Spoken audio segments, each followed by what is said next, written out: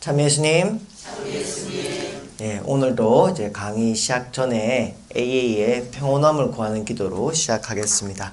성부와 성자와 성령의 이름으로 다 같이 하겠습니다. 하느님, 어쩔 수 없는 것을 받아들이는 평온함을 주시고 어쩔 수 있는 것은 바꾸는 용기를 주시고 그리고 이를 구별하는 지혜도 주소서. 아멘. 성부와 성자와 성령의 이름으로 아멘. 예, 반갑습니다. 벌써 마지막 시간입니다. 오늘 주제는 회복은 과정이라는 주제로 이야기를 해보려고 합니다.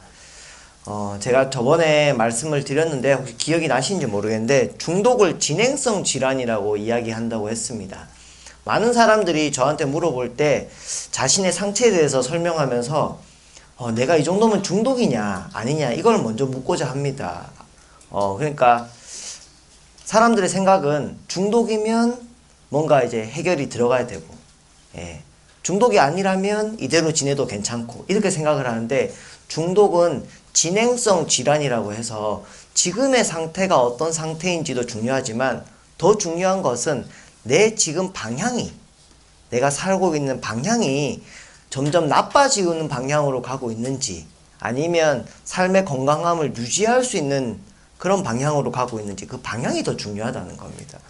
그래서 알코올 같은 경우도 처음에 술 먹는 사람들을 다 알코올 중독이라 하지 않습니다. 그죠? 술을 좀 많이 먹을 수도 있고 또 원래 많이 안 먹는 사람도 어떤 날은 또 많이 먹을 수 있고 조금씩 다릅니다. 그죠? 그런 걸 우리가 보통 사회적인 음주라고 합니다. 근데 사회적 음주를 하는 사람들 중에 문제 음주가 생길 수 있습니다. 예를 들어서 주사가 심하다든지 아니면 술을 너무 자주 먹는다든지, 자주 먹진 않지만 한 번 먹으면 포금을 한다든지, 뭐 술버릇이 안 좋다든지, 뭐 이런 여러 가지가 있죠. 그죠? 그리고 술은 많이 먹지 않았지만 원래 체질상 술이 잘 안 맞아서 뭐 술 때문에 생기는 병이 있다든지 뭐 여러 가지 이유가 있습니다. 그래서 문제 음주가 있을 수 있고요. 근데 이 문제 음주가 있는데 보통의 사람들은 그러다 보면 내가 이러면 술 먹으면 안 되겠다 싶어서 끊든지 줄이든지 하게 되는데, 또 어떤 사람들은 문제가 있음에도 불구하고 그 상태를 유지해 나간다는 거죠. 그러면 알코올 남용의 단계, 이제 우리 여러분들 이제 용어들이 혼재되어 있는데, 남용과 의존이라는 말을 우리가 보통 알고 있는 알코올 중독이라는 말로 생각하시면 되겠습니다. 그런데 남용은 대부분 이제 저번에 제가 설명드렸던 것처럼 내가 갖고 있던 내성이 2배 정도 증가되면 남용 단계라고 얘기합니다. 이건 그냥 진행되면 그렇게 됩니다. 남자들 같은 경우는 반복음주라고 하면 술을 일주일에 2, 3회 정도 먹는 걸 말하는데, 반복음주를 계속 유지하는 경우에 남성들 같으면 한 2년에서 3년 정도면 내성이 한 2배 정도 증가됩니다. 여성들은 1년 정도가 안 걸려요. 여성이 훨씬 더 빠릅니다. 그래서 남용이 되고, 남용에서 계속 그걸 또 유지하면 알코올 의존의 단계. 의존의 단계라고 하면 이제 금단 증상이 생기는 단계를 얘기합니다. 신체적이든 심리적이든 이렇게 진행되어 간다는 겁니다. 여기는 그냥 참고로 말씀드리는데, 여성이 남성보다 술이 이렇게 진행되는 속도가 빠르다 그랬잖아요. 진행되는 속도가 왜 빠를까요? 여성이 남성보다 체력이 좀 그럴 수도 있고 여러 가지 이유가 있는데, 아주 단적인 예로 그냥 한번 쉽게 예를 들겠습니다. 우리 몸에 가장 많은 것을 차지하는 게 물이거든요. 수분이라고 치면, 자, 큰 물통과 작은 물통이 있는데, 큰 물통과 작은 물통에 똑같은 양의 술을 부으면 어디가 알코올 농도가 진해질까요? 작은 물통이 진해지겠죠. 그죠? 작은 물통이 더 진해지겠죠. 자, 남성과 여성이 있을 때 대부분은 남성이 약간 덩치가 큽니다. 그죠? 여성이 덩치가 작고, 덩치가 크고 작은 거에 따라서 수분의 양도 달라지겠죠. 그죠? 덩치가 크면 그 안에 물통이 크다는 얘기입니다. 그죠? 덩치가 작으면 그 안에 물통이 작다는 얘기예요. 그럼 작은 물통이니까 똑같은 술, 니 술 한 잔, 내 술 한 잔, 니 술 한 잔, 내 술 한 잔에서 술을 먹은 양은 똑같다 하더라도 체내에 축적되는 알코올 농도는 어디가 더 진하겠어요? 작은 물통인 여성이 더 진해진다는 거예요. 자, 그러면 신부님, 여성들 중에도 덩치가 큰 사람도 있지 않아요? 이렇게 말할 수 있죠. 그죠? 제가 몸무게가 오늘 아침에 제가 보니까 와, 저 살 많이 쪘더라고요. 63kg 나오던데, 예. 뭐 그 정도 갖고 그래. 제 키가 있잖아요. 그죠? 제 키 63kg면 심각한 겁니다, 지금. 그런데 여성도 저 정도의 몸무게가 있겠죠. 그죠? 여성의 63kg, 남자의 63kg. 그렇게 해도, 예, 남성이 물통의 양이 훨씬 큽니다. 여성은 남성보다 지방이 많죠. 그죠? 체지방이 많습니다. 그리고 남성은 여성에 비해서 근육량이 많아요. 근데 근육의 대부분이 물이거든요.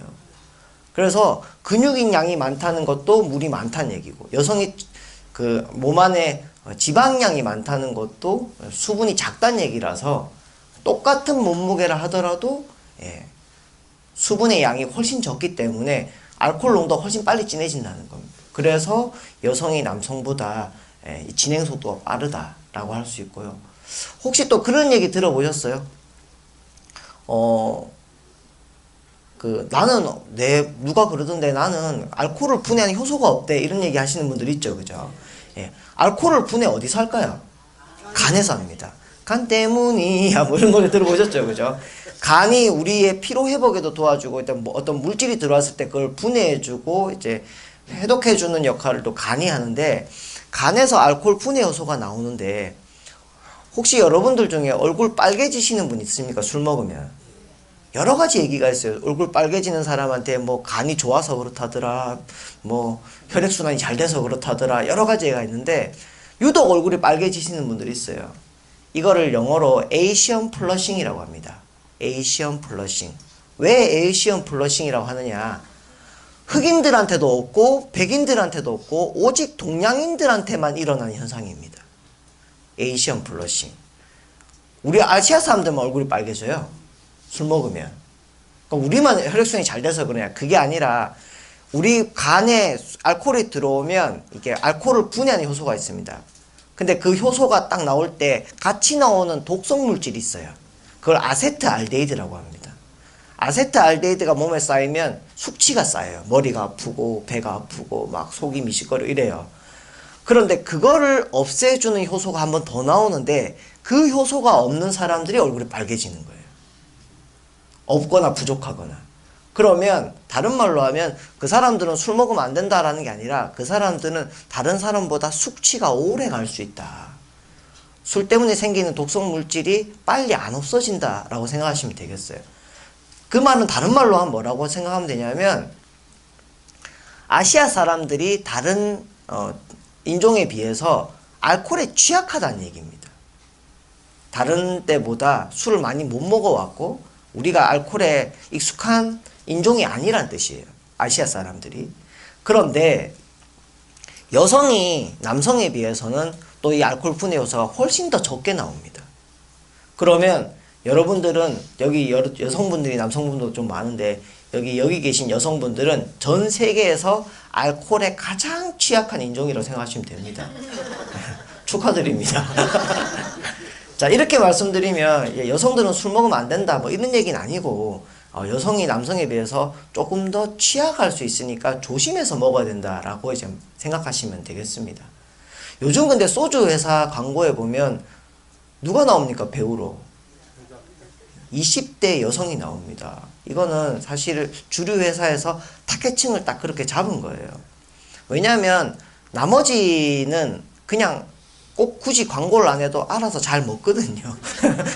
그런데 20대 여성은, 예전에는 여러분들 그런 거 있습니다. 소주 먹으면 이건 남자 먹는 술이라고 얘기하거나, 조금 이제 독한 술은 여성들이 잘 안 먹었어요.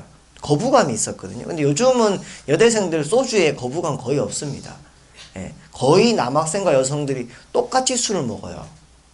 근데 문제는 뭐냐면, 술을 먹는 자리에서는 뭐 남자라고 해서 여자라고 해서 그런 차별이 없는데, 술을 먹고 난 이후의 문제에 대해서는 남자와 여자 차별이 분명히 있어요. 분명히 있습니다. 남자와 여자 차별이 아니라 우리가 좀 생각해 봐야 되는 문제예요. 만약에 여러분들, 남자아이가, 내 아들이 새벽 2시에 완전 인사불성이 돼가지고 술 먹고 친구 등에 엎혀왔다고 생각해 보세요. 남자아이가. 근데 내 딸이 새벽 2시에 친구들 등에 엎혀서 이렇게 술이 만취가 돼서 왔다고 생각해 보세요. 부모님 반응이 분명히 다릅니다. 분명히 달라요. 똑같은 행동이지만 아들이냐 딸이냐에 따라 달라요.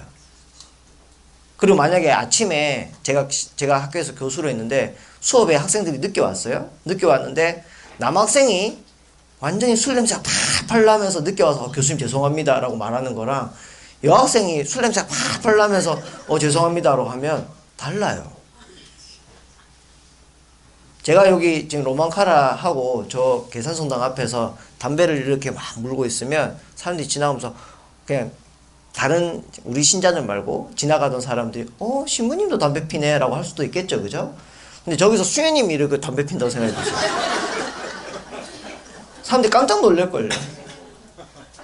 근데 다른 건 뭡니까? 남성과 여성이라는 차이밖에 없잖아요. 우리 사회는 알게 모르게 아직도 여성에 대한 도덕성을 남성보다 훨씬 더 높게 요구합니다. 그러니까 술을 같이 먹어도 여자라고 왜 술 못 마셔? 라고 하지만 술을 먹고 난 뒤의 행동에 대해서는 분명히 다르게 대한다는 거예요. 그래서 병원에 가보시면 알코올 중독 환자들 분 중에 남성 환자들이 훨씬 많아요. 훨씬. 근데 물론 술을 먹는 비율이 남성이 더 높으니까 그럴 수도 있다 치지만 또 한편으로는 여성은 자신의 문제를 잘 드러내지를 못해요. 그걸 드러내도 치료받는 기회가 잘 주어지지도 않고요. 그 가족들도 오히려 그걸 숨기기도 하고. 그래서 중독 환자들 분들 중에 여성 중독자들은 더 치료의 기회나 도움을 받을 기회가 적다라는 거예요. 이런 인식들 때문에. 그래서 우리가 그런 부분도 조금 생각을 해봐야 된다. 생각해보면 굳이 남성과 여성을 구분할 이유는 없잖아요. 그 부분에 대해서. 그래서 진행에 대한 이야기를 드렸습니다. 알코올도 진행이고 중독도 진행성 질환이다. 그럼 여기서 중요한 게 있습니다. 회복도 진행이라는 거예요. 회복도. 알코올이나 중독의 문제가 진행되어 가는 문제인 것처럼 회복도 이렇게 생각합니다. 어느 정도 되면 회복되는 겁니까? 어느 정도 되면 다 나은 겁니까? 제가 치료를 받으면 얼마나 치료를 받으면 제가 다 회복되는 겁니까? 이렇게 물어보시거든요. 근데 그게 아니라는 거예요. 회복은 어느 단계에 들어가는 게 아니라 회복도 역시 내가 그 회복의 길, 방향으로 가고 있느냐 아니면 아닌 방향으로 계속 가고 있느냐 그 방향이 더 중요하다라는 거예요. 여러분들 옛날에 우리가 회두라는 말 썼죠. 회두. 회개라는 말 대신에 회두라는 말 썼습니다. 회두는 머리를 돌린다는 거예요. 내 중심으로 내가 원하는 대로만 살던 사람이 고개를 돌려 하느님 쪽으로 하느님을 향해 살아가는 것. 이게 회두거든요. 우리가 고해성사 볼 때 제가 그 성당에 있으면 질문 중에 이런 질문 참 많습니다. 신부님 이거 죄입니까 아닙니까? 이렇게 자꾸 물어보세요. 이거 죄입니까 안 죄입니까? 죄면 안 되고 안 죄면 괜찮고 이게 궁금한 거잖아요. 그죠? 근데 사실 고해성사에서 내가 죄를 고백해서 용서받는 것도 중요하지만 더 중요한 거는 내가 살아가는 삶의 방향이 하느님 쪽으로 가고 있는가 아니면 내 맘대로 가고 있는가 먼저 이걸 잘 살펴야 되거든요.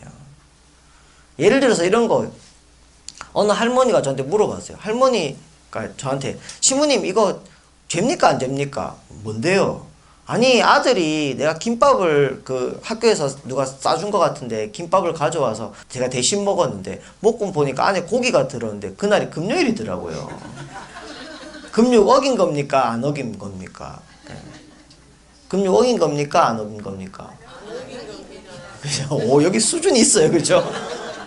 단지 고기 먹었냐 안 먹었냐 이걸로만 따지는 게 아니라 내가 금육을 왜 지키는가 금육의 방향이 더 중요하다는 거예요.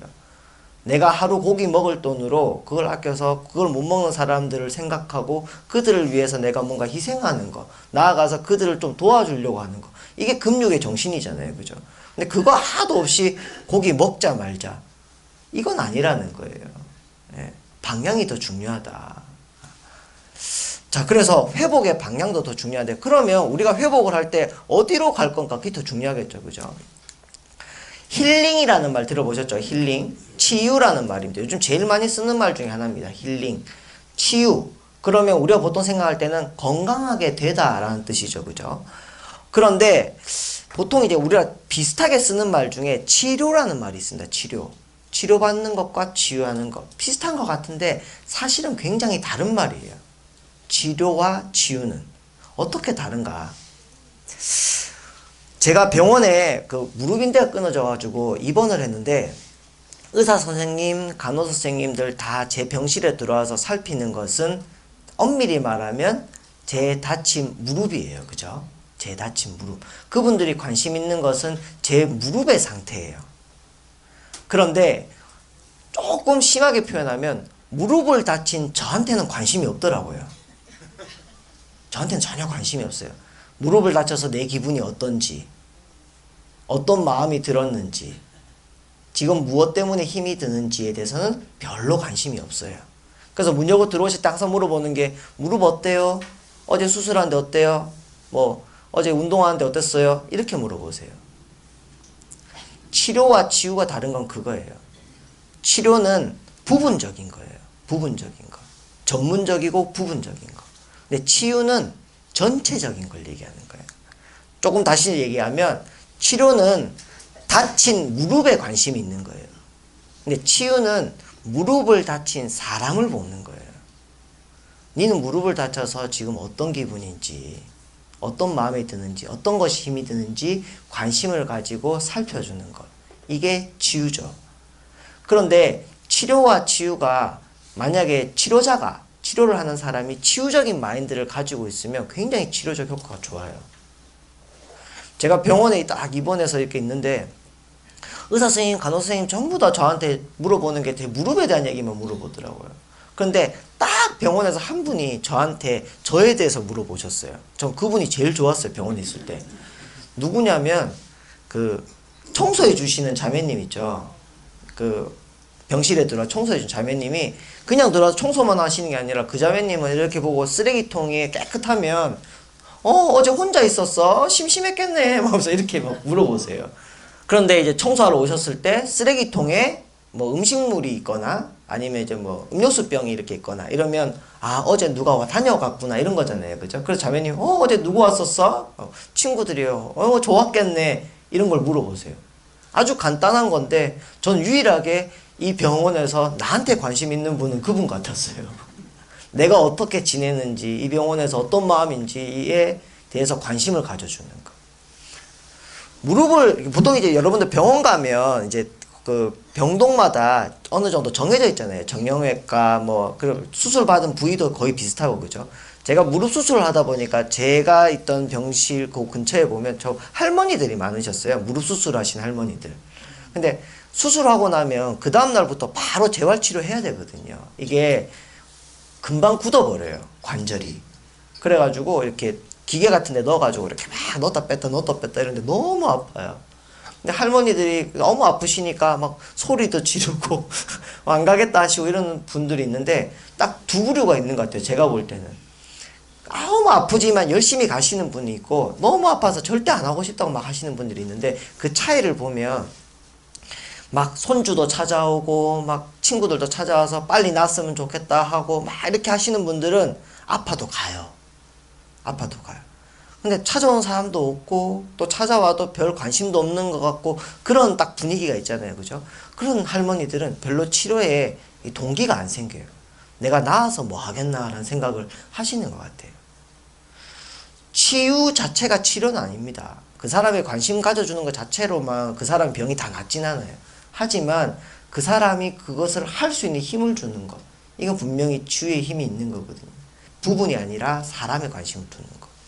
제가 저희 학교에 중독 전문가 과정이 있어요. 중독 전문가 2급 과정이 있는데 거기 이제 제가 강의를 할 때 늘 하는 말이 있어요. 상담을 들어갈 때 알코올 중독 문제다라는 게 딱 걸리면 자꾸 사람들이 술에 대해서만 물어봐요. 술에 대해서만. 그럼 그 사람이 가지고 있는 술 문제만 다루는 거예요. 그러니까 이건 치료적 입장이죠. 근데 치유자는 그래서는 안 돼요. 술 문제를 가진 그 사람을 봐야 돼요. 사실은. 그래야 술 문제도 해결이 돼요. 술을 왜 드시고 어떻게 먹고 있고 어떻게 하면 끊고 이게 아니라 이 사람한테 술의 의미가 뭔지를 봐야 되는 거예요. 무엇으로 이 사람이 술에 빠지게 되었는지, 술이 이 사람한테 어떤 의미인지, 만약에 술이 없다면 이 사람은 다른 어떤 것으로 그 감정을 대처할 수 있을지를 하려면 전체를 봐야 된다는 거예요. 사람이 아무리 술 때문에 힘든 사람이 술 문제만 해결했다고 인생의 모든 문제가 해결되는 게 아니거든요. 분명히. 그 사람이 가지고 있는 수많은 문제들을 같이 볼 수 있어야 된다는 거예요. 하스피털이라는 말이 있어요. 발음 좋죠? 하스피털.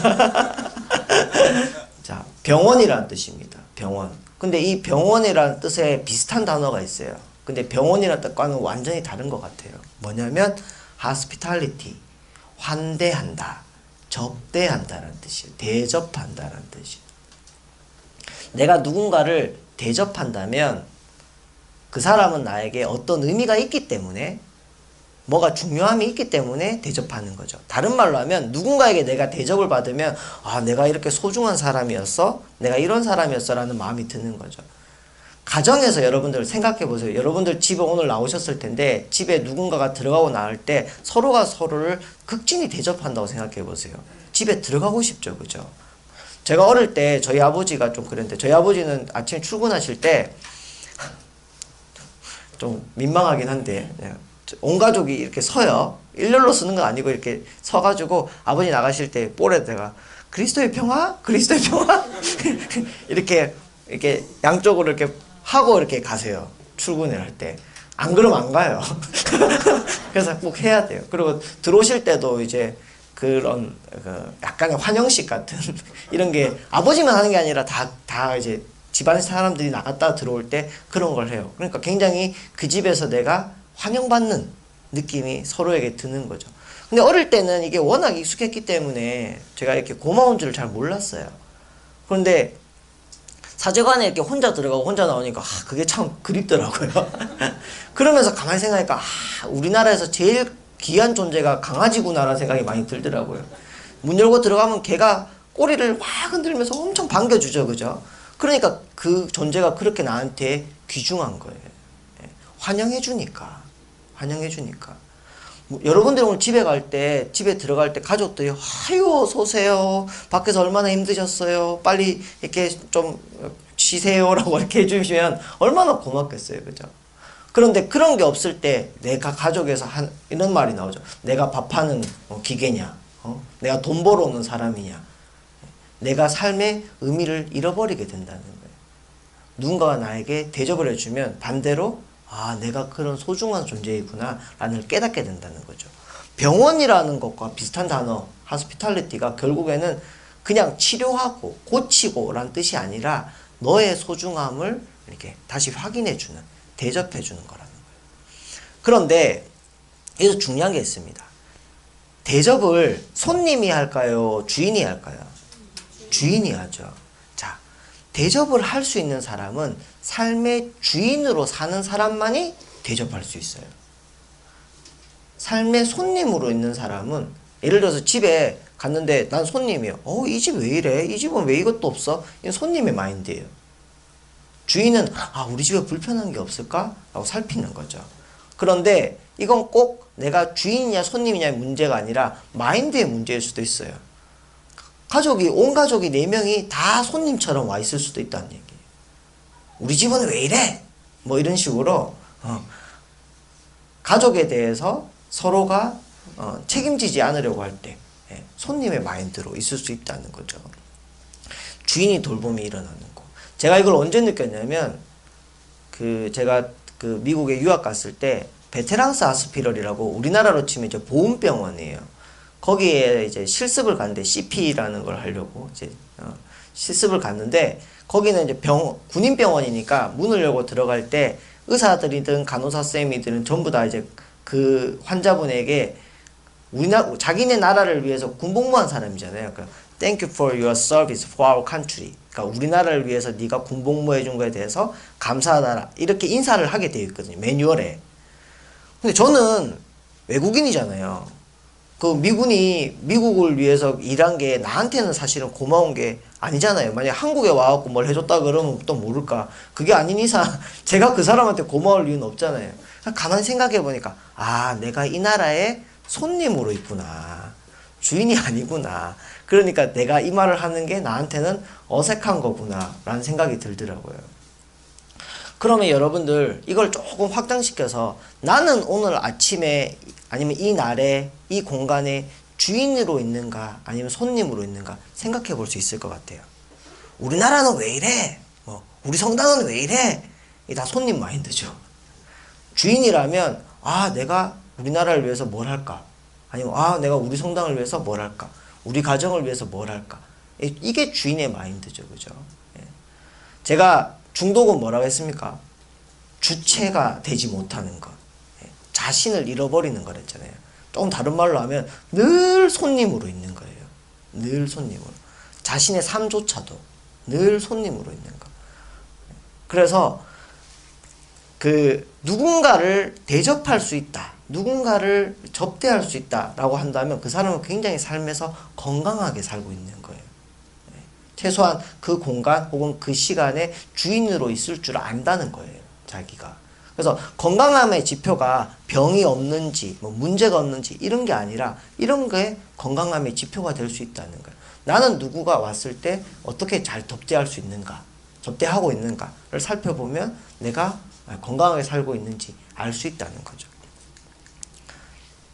자, 그럼 건강의 의미를 좀 보겠습니다. 건강한 사람이란 표현도 있고, 그죠? 건강한 가정이란 표현도 있고, 건강한 사회라는 표현도 있죠. 그런데 많은 사람들은 건강을 아픈 데가 없는 상태로 생각을 해요. 조금 더 나아가면 건강한 사회, 건강한 가정하면 문제가 없는 사람, 문제가 없는 사회를 건강한 사회, 건강한 가정 이런 식으로 얘기하더라고요.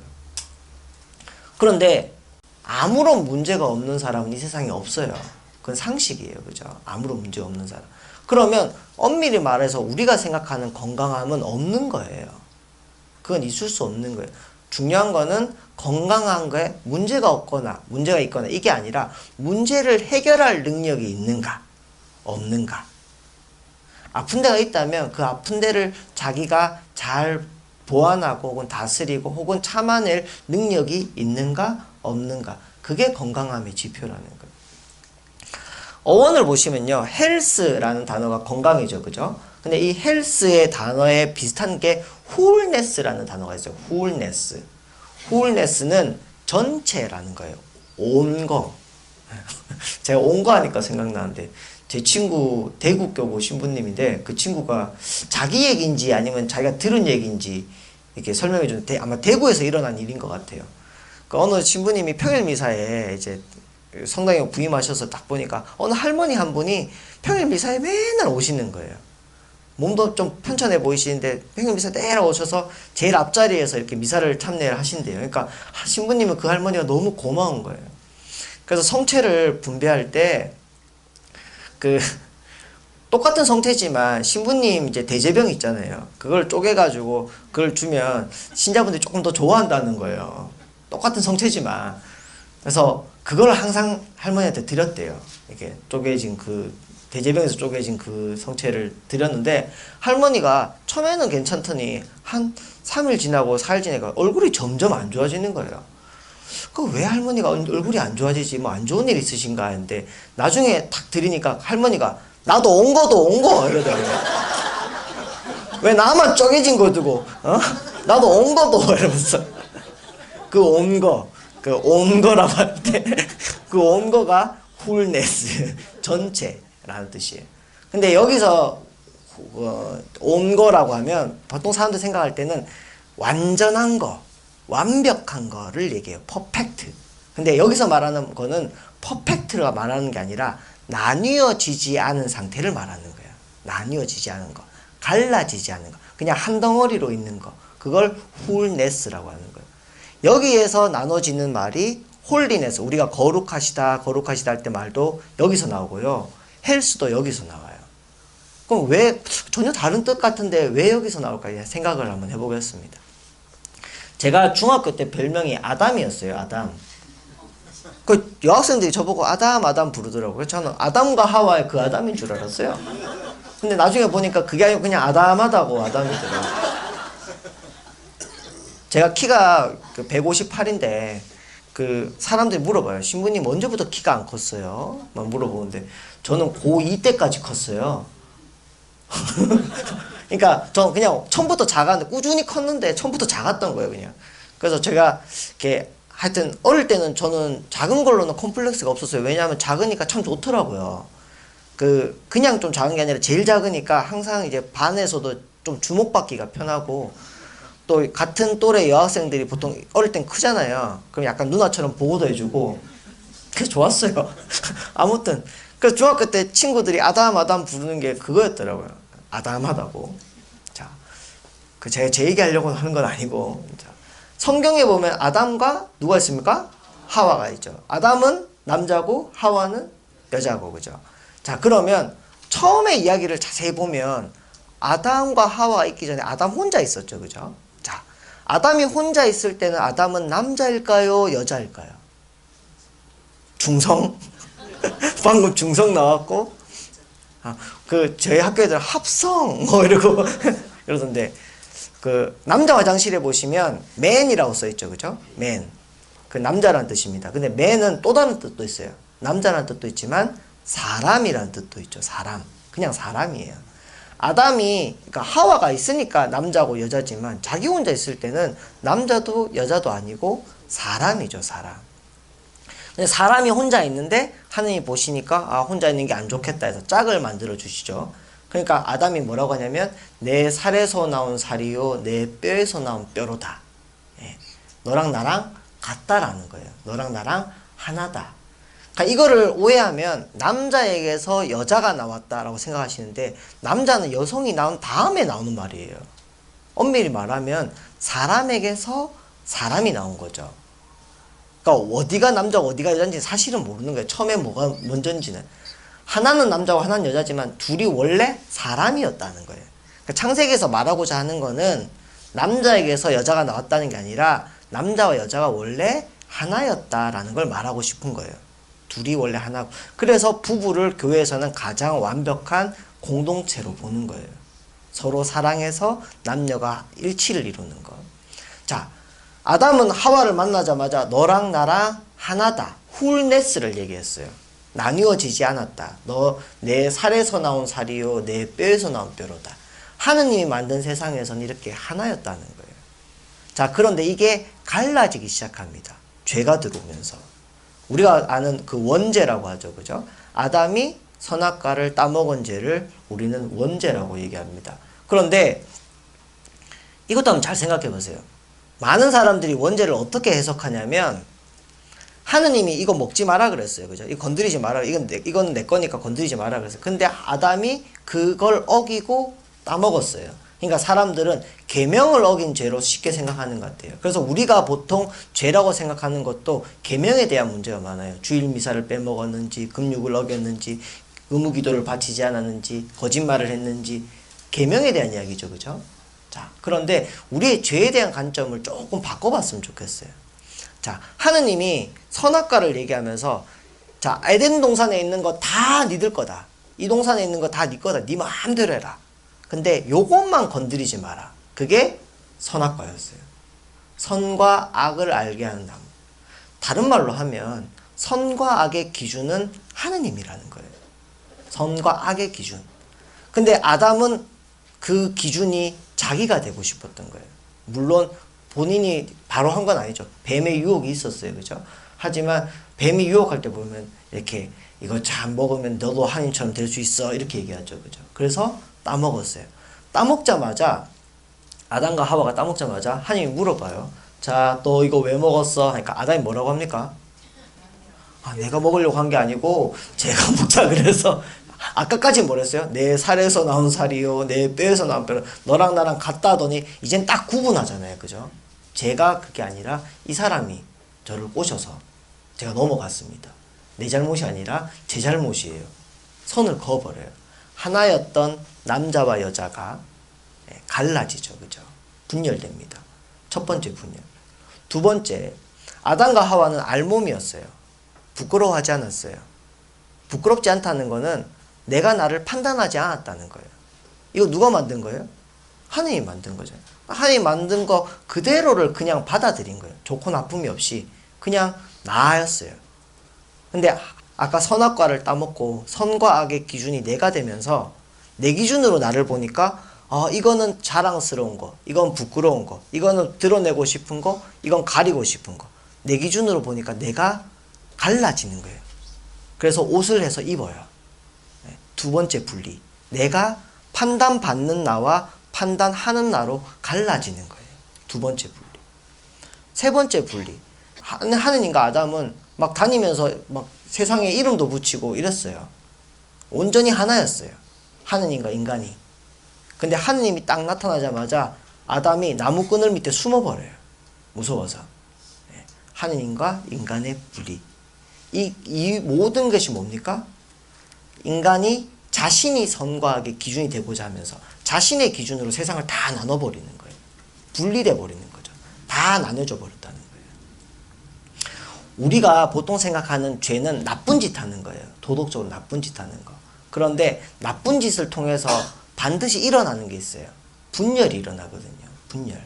내가 아버지께 나쁜 짓을 하면 아버지와 나와의 관계가 단절이 되죠. 그죠?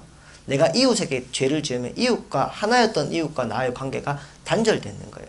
그러니까 죄를 용서받는다는 것은 단순히 있던 죄가 없어지는 게 문제가 아니라 그 갈라졌던 관계가 화해가 일어나야 된다는 거예요.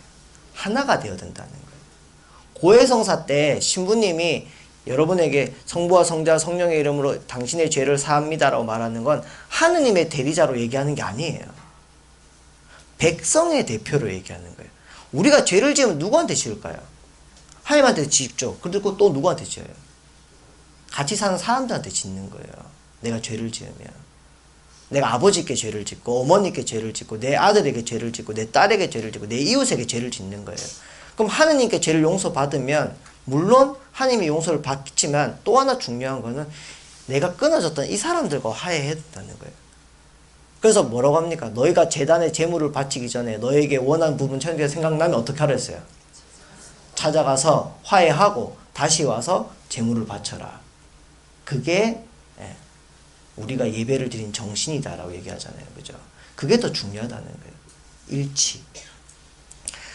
신부님이 미사 때 이렇게 얘기합니다. 사랑을 베푸시는 하나님 아버지와 은총을 내리시는 우리 주 예수 그리스도와 그 다음 뭐라고 합니까?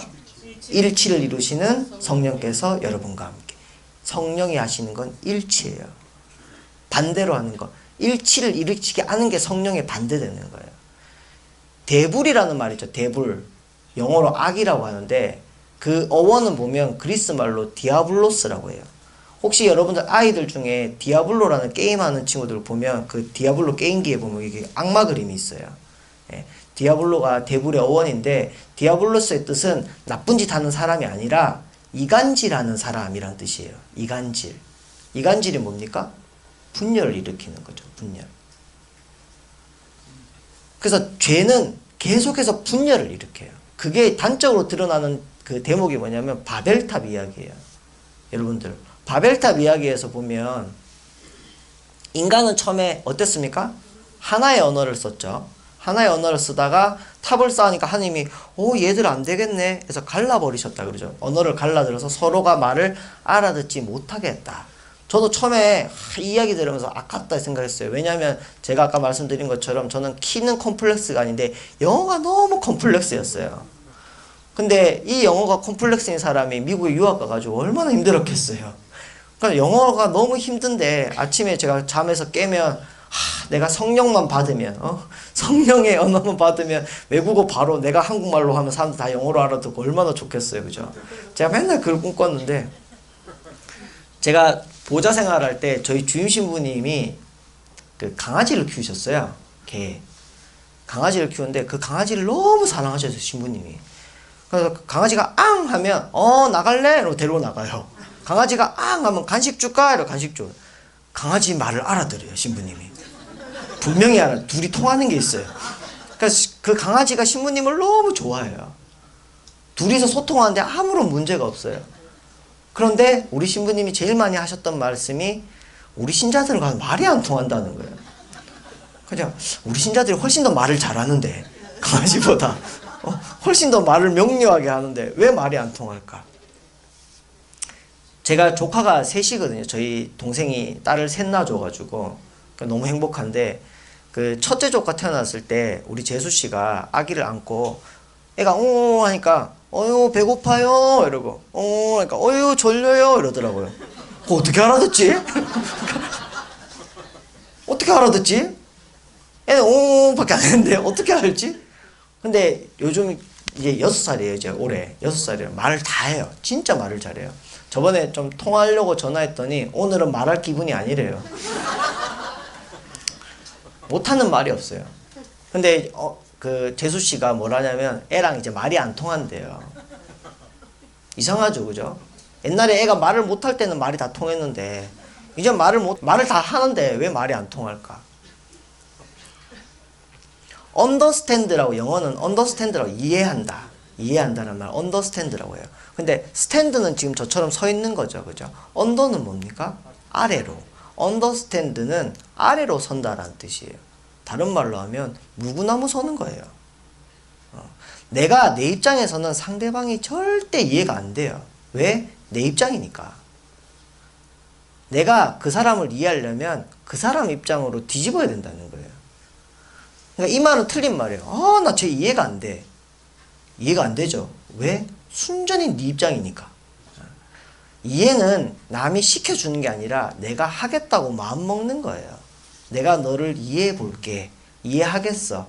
이해하도록 노력해 볼게. 라고 말하는 게 맞는 말이에요. 왜? 내가 뒤집어 볼게 라는 얘기거든요. 내 입장에서라면, 나라면 그렇게 하지 않았겠지만 너라면 그럴 수 있었겠다. 너의 지금 입장이라면 그런 생각도 아니면 그런 말도 할 수 있었겠다 라고 하는 게 이해죠. 그죠? 뒤집는 거. 아까 바벨탑 이야기로 다시 돌아갈게요. 탑을 쌓는다는 거는 다른 말로 하면 자기 입장을 올리는 거예요. 사람들이 왜 탑을 쌓았어요? 하느님처럼 높은 사람이 되고 싶은 거예요. 내가 높은 지위에 가고 싶은 거예요. 그래서 탑을 쌓았어요. 그런 욕망이 쌓이다 보니까 자기 입장만 보이는 거죠. 자기 욕심만, 자기 욕구만. 그러니까 남이 안 보이는 거예요. 애들이 저한테 물어봐요. 신부님 미국 갔다 왔으면 영어 잘해요? 영어 발음은 좀 그렇지만 뭐 하겠지. 좋겠어요. 뭐가 좋아? 미국 사람하고 대화할 수 있잖아요. 미국 사람 무슨 말하는지 알아들을 수 있잖아요. 그러니까 제가 그러죠. 너 너네 엄마 하는 말하고 너네 엄마하고 말 잘 통해? 아니요, 우리 엄마 말 안 통해요. 왜? 엄마가 영어 쓰니? 언어의 문제가 아니죠. 어찌 보면 입장. 내가 내 입장을 못 버리고 상대방의 입장을 받아들이지 못하기 때문에 사실 우리는 서로 안 통한다는 거예요. 성령이 내린 날, 오순절에 제자들이 성령 강림이 일어났던 날 보시면 성령이 불의 혀의 모양으로 막 내렸다 그러죠. 그죠? 그리고 막 뛰어나가지고 막 사람들한테 막 자기 나라 말로 막 자기 그냥 각자 말로 하니까 사람들이 다 또 자기네 나라 말로 알아들었다고 얘기하죠. 그죠? 갑자기 외국어에 능통한 게 아니에요. 서로 갈라졌던 그 마음이, 서로 자신의 입장만 살피던 그 사람들이 일치를 이루시는 성령 안에서 서로를 더 살피게 되고 서로의 마음을 알아들으려고 하고, 그래서 서로가 갈라졌던 그 사람들이 일치를 이루니까 이해하게 되었다는 거예요. 이해하게 되었다. 자, 그래서 우리가 제일 잘하는 말 중에 이 말이 있어요. 왜? 내 말이 틀렸어? 틀렸어? 말은 맞죠. 말은 맞지만 말을 하는 태도가 틀렸거나 말을 하는 의도가 틀렸거나 너를 정말 사랑하고 있다는 그게 안 전달됐기 때문에 맞는 말이 틀린 거죠. 맞는 말이지만 틀린 말이 되는 거죠. 우리가 이제 그렇게 살펴봐야 되는 거예요. 그래서 하느님을 보면, 자, 하느님은 절대 우리를 먼저 당신의 입장으로 끌고 오지 않으셨어요. 하느님이 우리를 사랑했던 방식은 당신의 모습 그대로 와서 쫙 당신의 힘을 보여주고 딱 제압한 게 아니라 우리와 똑같은 사람이 되셨다는 거예요. 첫 시작이 그죠? 사람이 되셨고 우리와 똑같이 사셨다는 거예요. 제가 살면서 그 성경 읽을 때 제일 이해가 안 됐던 구절 중에 하나가 어찌하여 나를 버리시나이까, 그 구절이었어요. 어찌하여 나를 버리시나이까. 지금은 제가 그 구절을 제일 좋아해요. 그래서 제가 사제소품 받을 때 그 서품 그 성구로 그거를 쓰려고 하니까 신부님들이 야 다른 사람들이 오해할 것 같은데 서품 받으면서 어찌하여 나를 버리시나이까 이러고 야네 그냥 너무 강제로 뭐 억지로 되는 것 같은 느낌이 드니까 그래서 다른 걸로 바꿨어요. 바꿨는데 제가 사실 제일 하고 싶었던 구절은 이 구절이었어요. 어찌하여 나를 버리시나이까. 예수님이 돌아가실 거 알고 있었죠, 그죠?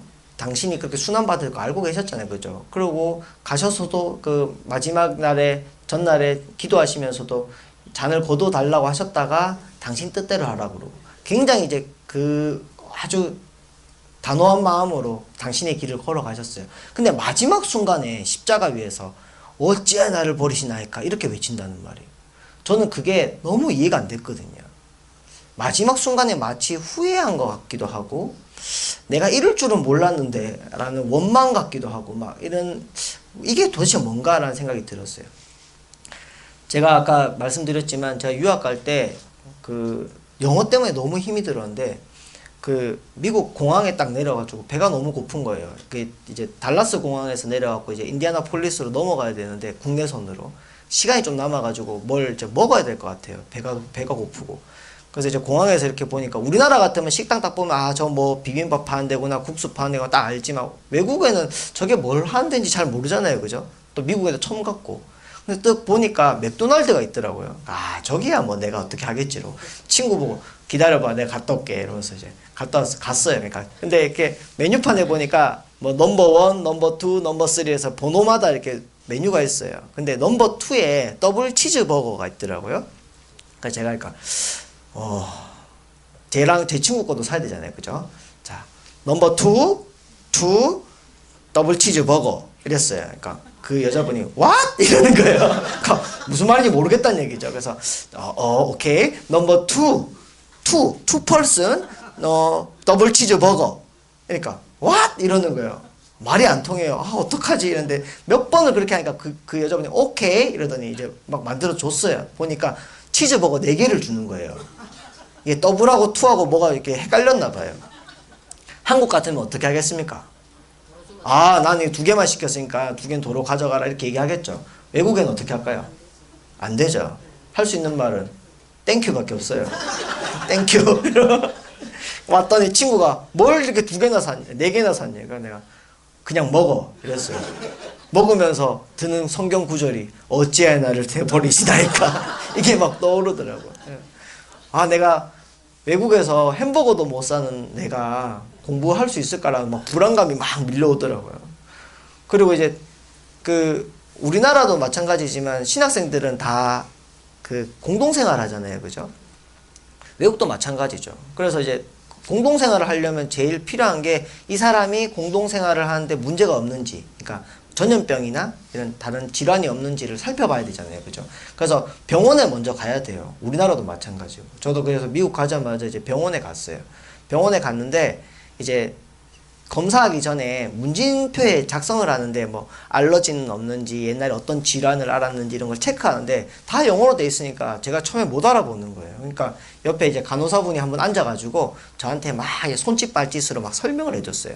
그 중에 하나가 치킨팍스라는 게 있었는데 지금이야 알지만 치킨팍스가 그 수두거든요, 수두. 예, 수두 걸리면 이게 몸에 닭살처럼 이렇게 올라오잖아요, 그죠? 그래서 치킨팍스예요. 근데 저는 알아듣는 말이 뭐겠어요? 치킨만 알아듣는 거예요. 뭐라 치킨 뭐라니까 그 사람은 나한테 너 수두하는 적 있어? 라고 물어보는데 제가 I like chicken 이랬어요. 너 수두를 알아본 적 있어? I like chicken. 그러니까 여자분이 너무 웃는 거예요. 막 웃고 지나간 사람 불러갖고 얘 치킨 좋아한다고 막 얘기해주고. 그날 밤에 너무 부끄럽더라고요. 그때 또 듣는 구절이 생각나는 구절이 어찌하여 나를 버리시나이까. 저는 그래서 이 구절이 그런 의미인 줄만 알았어요. 그런데 이제 미국 생활하면서 처음에는 이렇게 뭐 그냥 우스운 일도 있고 이랬지만 나중에는 점점 자존감도 떨어지고 마음도 힘들고 우울해지고 막 이러더라고요. 정말 한국으로 다시 가고 싶고. 그런데 이제 그 성체조배를 하면서 예수님을 바라보는데 제가 또 그 구절이 떠오르는 거예요. 어찌하여 나를 버리시나이까. 근데 예수님이 당신도 어찌하여 나를 버리시나이까 이러는 거예요. 가만히 생각해보니까 그게 원래 예수님 말이잖아요, 그죠? 그리고 가만히 생각하니까 제가 지금까지 믿었던 예수님은 내가 너무 힘들면 이렇게 보다가 그걸 도와줄까? 아유 너무 힘들어 안 되겠네. 그래 도와줄게. 이런 하느님이었어요. 그 전까지는. 힘은 있고 계시다는 건 믿었지만 그 하느님이 나와 똑같은 마음이 되어줄 거라는 생각은 안 해봤어요. 그런데 그날 묵상을 하는데 너무 좋은 거예요. 왜냐하면 예수님이 나와 똑같은 목소리로 똑같은 마음으로 어찌하여 나를 버리시나이까 외쳐주는 것 같은 거예요. 그 위로감이 그래서 제가 바뀌었어요. 되고 싶은 사제상이. 예전에는 남을 도와주는 사제였거든요. 내가 할 수 있는 한 도와줄 수 있는 사람이 되고자 노력했는데 바뀌었어요. 도와주고 안 주고는 중요한 게 아니에요. 함께 해줄 수 있는가. 그 마음을 함께 나눠줄 수 있는가. 그게 다거든요, 사실은. 오히려 그게 안 될 때는 도와주면 자존심 상하기도 해요. 상대방의 자존심을 다치게 할 수도 있다는 거예요. 함께 하지 않으면서 쉽게 내뱉는 동정은 남을 다치게 한다는 거예요. 예수님은 우리를 너무나 사랑하셔서 우리와 완전히 같아지고 싶으셨어요. 그래서 인간이 되셨어요. 근데 그냥 인간이 되신 게 아니라 인간의 현실 중에 내가 생각할 땐 여기는 하느님은 없는 것 같아. 하느님이 우리를 버린 것 같아. 하느님은 우리와 함께 하지 않으시는 것 같아. 라는 순간들이 있어요. 아마 여러분들도 삶의 순간에 있으셨을 거예요. 삶의 순간순간에 우리는 다 그런 걸 경험하고 또 이 세상에는 그런 모습들이 너무 많아요. 하느님이 계시다면 어떻게 저럴 수 있지라는 것도 너무 많아요. 근데 바로 그곳에 하느님이 함께 계시다는 것을 예수님은 십자가에서 보여주신 거예요. 그들과 똑같은 목소리로 어찌하여 나를 버리시나이까 라고 외친 분이 하느님이었다는 거예요. 저는 이게 너무 마음에 와닿았어요. 우리와 완전히 함께 하신 하느님.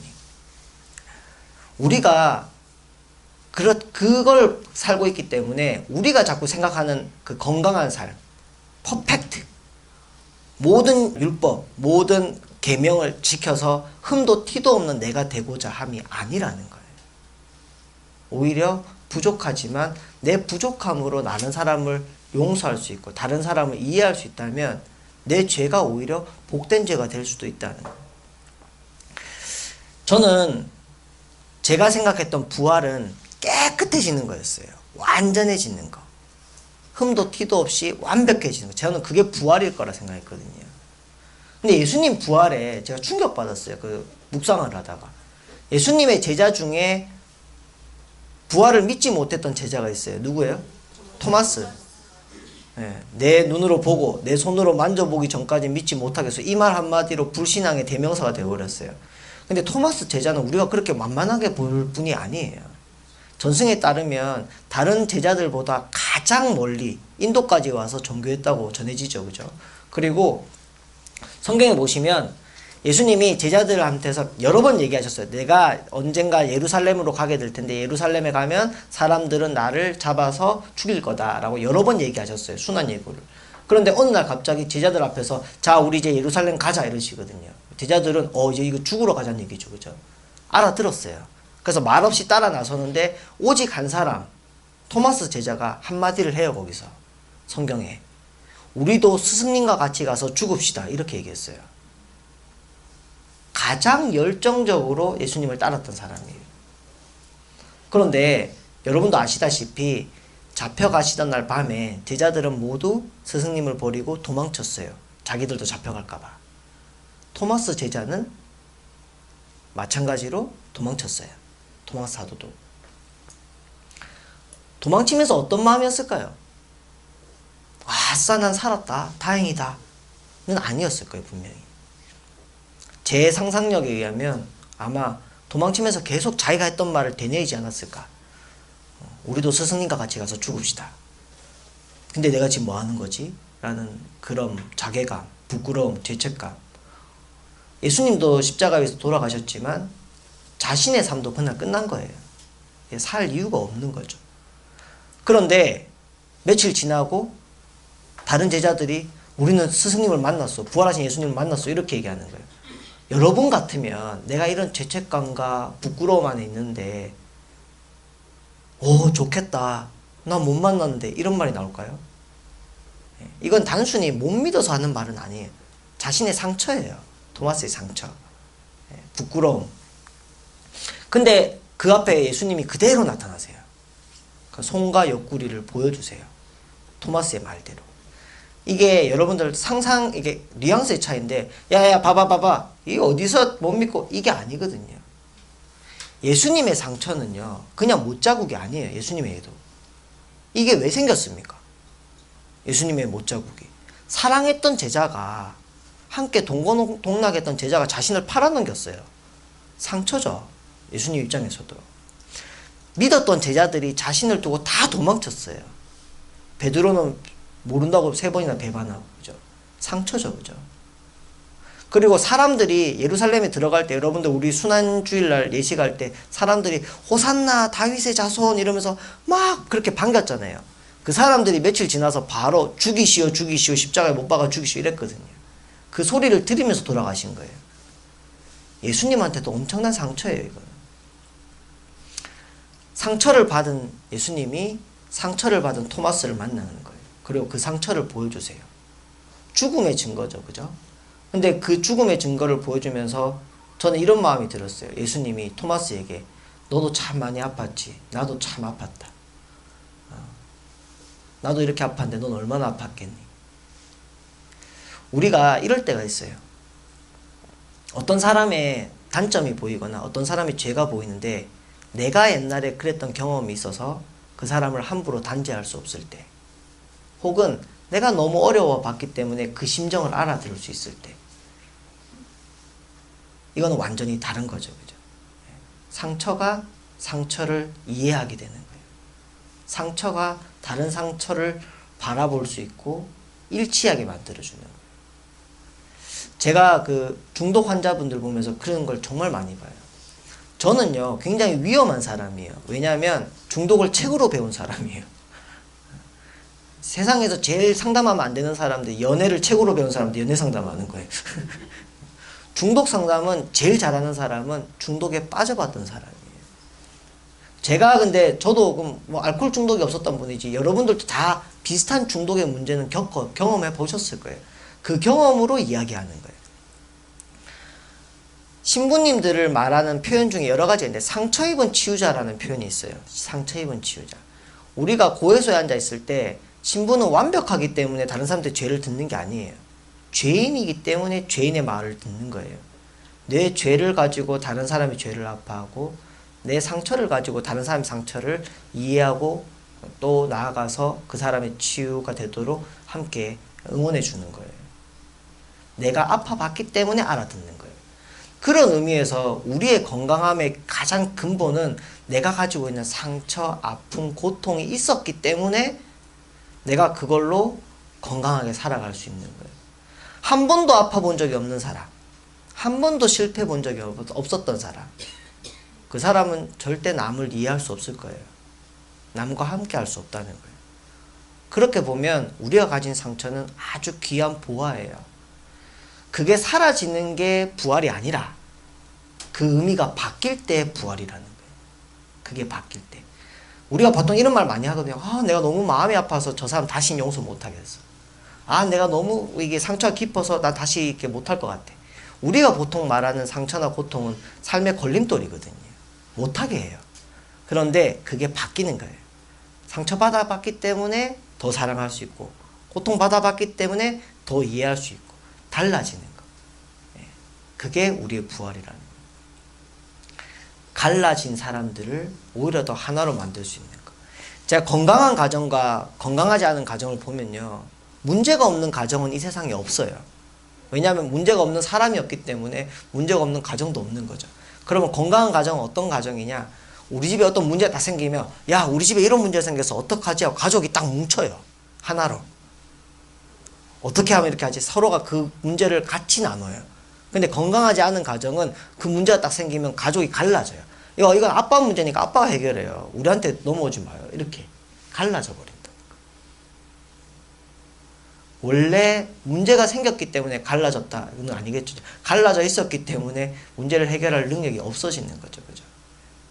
자, 그래서 중독에서는 이겁니다. 내가 어떤 퍼펙트를 자꾸 기대하기 때문에 오히려 문제에 자꾸 더 걸려지는 거예요. 문제가 저번 주에 말씀드린 대로 문제가 생겨도 괜찮다. 왜? 괜찮은 게 그냥 막 내 마음대로 사는 게 아니라 하나님이 계시기 때문에 우리 그렇게 다시 일어날 수 있다.